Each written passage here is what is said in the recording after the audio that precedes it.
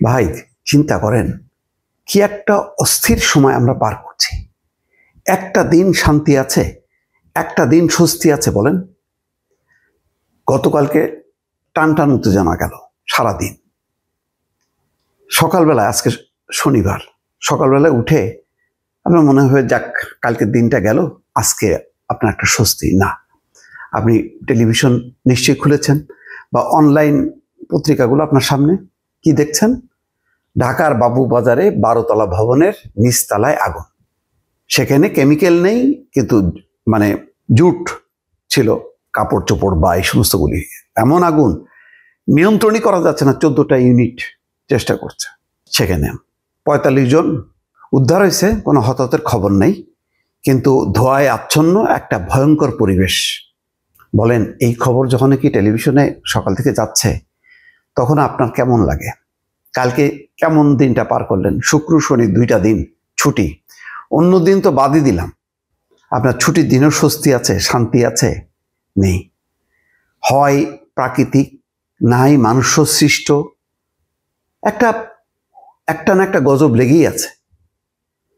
কালকের দিনটা শুধু কল্পনা করেন, ওসমান হাদি বড় কোনো দলের প্রার্থী না, কিন্তু পরিচিত মুখ। সাম্প্রতিক সময় 5ই আগস্টের পর টেলিভিশন টকশোতে খুবই তুখোড় আলোচক, ভালো প্রতিভাবান, তার যে মতাদর্শই থাকুক না কেন, সে একজন প্রার্থী, তরুণ প্রার্থী। হঠাৎ করে গুলি, তার প্রতিপক্ষকে বোঝা গেল না।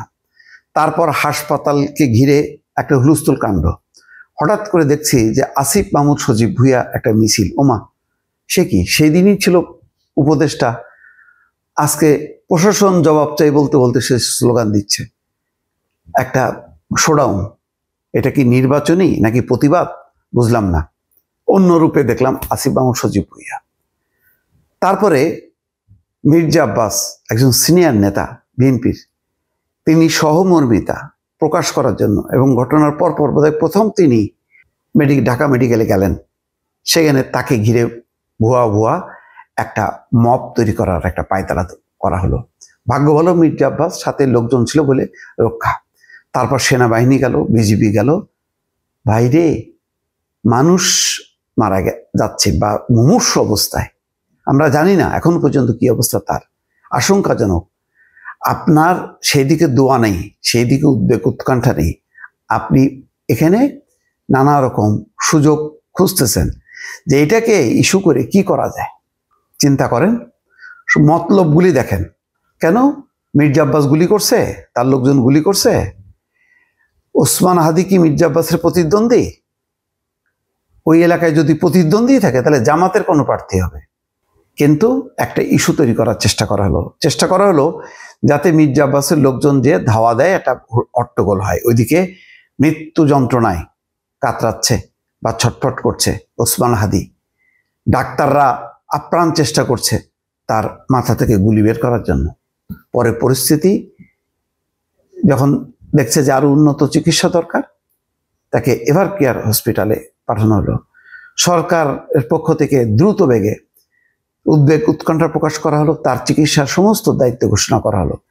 কিন্তু এত কিছুতেও মতলবকারী যারা এই একটা ইস্যুকে কেন্দ্র করে যারা অন্যদিকে টার্ন করার চেষ্টা করলো, তাদের তো মনে শান্তি নেই। অথচ দেখেন এভার কেয়ার হসপিটালে যে জুবাইদা রহমান যিনি এসছেন, তার শাশুড়ির চিকিৎসা খোঁজখবর দিতে বা সেই উনিও মুমূর্ষু অবস্থার মধ্যে আছেন। সেখানে কিন্তু জুবাইদা রহমান দেখা করলেন ওসমান হাদির বোন এবং ভাইয়ের সাথে। মির্জা ফখরুল ইসলাম আলমগীরও গেছেন আজকে। এত কিছুর পরেও এই যে শত্রু খোঁজা এবং ভুল শত্রু খোঁজা, এই প্রবণতা, চিন্তা করছেন? ভাগ্য ভালো কালকে একটা স্বস্তির খবর হলো এই, যেটা অনেকেই প্রত্যাশা করছিল যে এই অবস্থার মধ্যে তারেক রহমান দ্রুত ফিরুক এবং বিএনপি নেতৃত্ব দিক, দেশের নেতৃত্ব দিক। তারেক রহমান আসাতে একটা স্বস্তি। রাতের বেলা 9:30টার সময় জরুরি সংবাদ সম্মেলন করে ঘোষণা করা হলো। কিন্তু সকালবেলায় দেখেন আবার মানুষ সৃষ্টি নাকি প্রাকৃতিক আগুন, ভয়াল আগুন। একটা দিনও আপনি স্বস্তি পাবেন না, শান্তি পাবেন না। আর কিছু গোষ্ঠী মনে হচ্ছে যেন ওত পেতে আছে একটা সুযোগের অপেক্ষায়। এরা নতুনভাবে মাঠ দখল করতে চায়। এই নতুন নতুন মুখগুলো, নতুন নতুন গ্রুপগুলোকে আমরা চিনি না, জানি না। এরা জেনজির নামে কখনো নানা রকম মানে রূপ ধারণ করে এরা সামনে আসছে। যে ব্যাকগ্রাউন্ড কি, কোথা থেকে আসলো, আগে কোথায় ছিল, আমরা কিছুই জানতেছি না। এখন তোলপাড় করতেছে, মনে হচ্ছে যে গত 15-20 বছর যারা লড়াই সংগ্রাম আন্দোলন করলো তারা কিছুই না। বিএনপির মতন দল কি পরিমাণ নির্যাতনের শিকার হলো তার প্রমাণ হচ্ছে বেগম খালেদা জিয়ার এই যে সময় মতন চিকিৎসা না পাওয়ার জন্য পড়ে থাকলো। তারেক রহমান পড়ে আছে লন্ডনে। সবই 15 বছরের দুঃশাসনের কারণে। কত নেতা কর্মী শেষ হয়ে গেছে, জামাতেরও কত নেতা কর্মী জীবন দিল, তারা কিছুই না।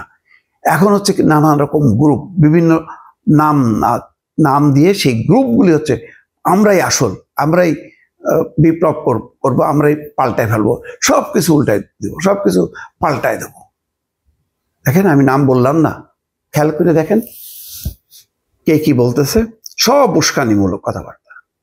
শান্তি নেই তাদের, স্বস্তি নেই, মানুষকে ঐক্যবদ্ধ করা সেই চেষ্টাটা নেই। এইভাবে চলে ভাই? একটা দেশ এইভাবে চলতে পারে? প্রতিটা দিন আপনি অস্থিরতা। আপনি কাজ করবেন কি, উন্নয়ন করবেন কি, দেশ আগাবে কিভাবে? আগাচ্ছে না।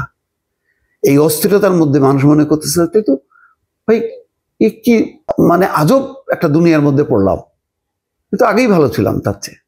এটা একভাবে চলতেছিল তো ওটাই ভালো। বলেন ঠিক বললাম কিনা? মানুষ কিন্তু এখন সেটাই চিন্তা করছে। কিন্তু আমাদের এই উস্কানি দাতারা রাস্তাঘাটে, কারণ তারা মনে করছে আরে বাহ মজা তো, পুলিশও লাঠি পিটায় না, গ্রেপ্তারও করে না, গুম করে ধরে নিয়ে যায় না, উধাও করে নিয়ে যায় না, ভালোই মজা তো।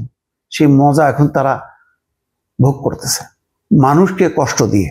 যখন তখন অবরোধ। আপনি জানেন না ঢাকা শহরে বেরোলে আপনি এক জায়গা থেকে আর এক জায়গায় খুব শান্তিভাবে মানে আপনি পৌঁছতে পারবেন কিনা।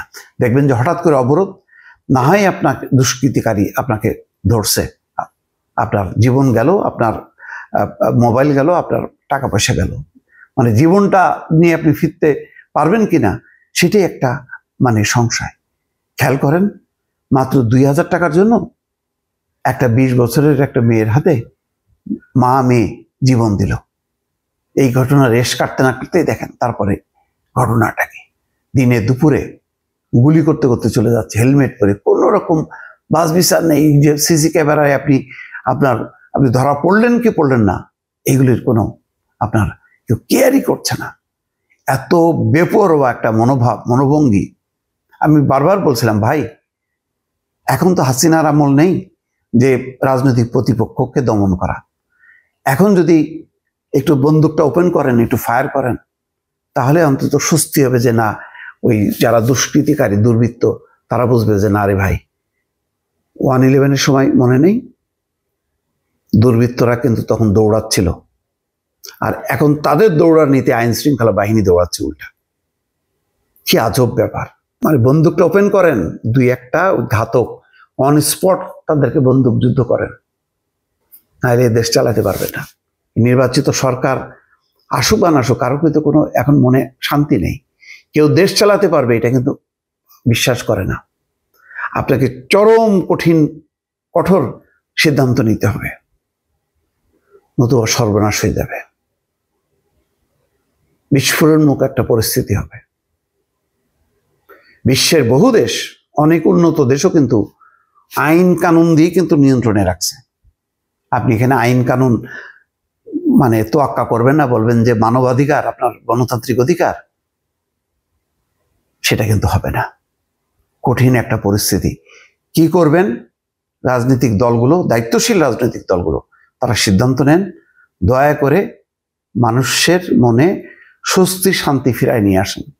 অস্থিরতা আর তৈরি করবেন না। এই প্রজন্ম শেষ হয়ে যাচ্ছে, কাজ নেই, কর্ম নেই। দেখেন না সাগর পাড়ি দিয়ে কিভাবে ভাগার চেষ্টা করতেছে, কিন্তু বিদেশ তো আস্তে আস্তে অবরুদ্ধ হয়ে যাচ্ছে। একটা অস্থির পরিস্থিতি। প্লিজ সবাই মিলে দেশটাকে বাঁচান। ভালো থাকবেন। আল্লাহ হাফেজ।